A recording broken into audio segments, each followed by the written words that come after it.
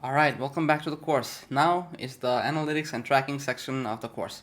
Um, why is analytics and tracking important for your website, right?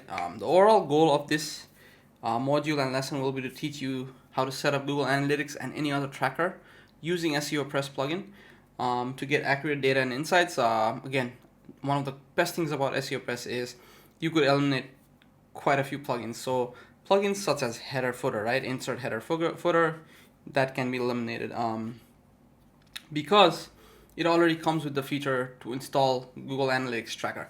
We'll walk through the process in a bit, but why do you need to install Google Analytics on your website, especially for a beginner or an even advanced website or an older website? It's because to track data, right? So there's a lot of things going on.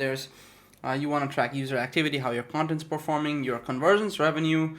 We use Google Analytics extensively, not just for the analytics part, but you'll be surprised. You'll be surprised how all that analytics data can actually be passed on to Google Ads if you were also using Google Ads. So if you think Facebook Pixel was strong, wait until you start using Google Analytics data to create a remarketing list for your Google display or your Google search campaigns.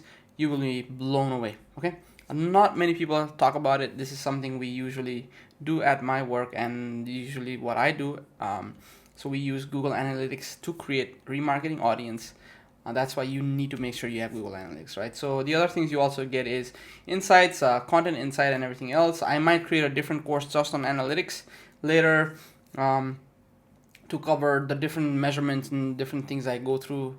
But this is just um, overview on how we're going to install the code in the plugin itself. So the last thing again, why analytics is because advertising, you can capture cookies, you can create a remarketing list because you have all that data captured using Google Analytics.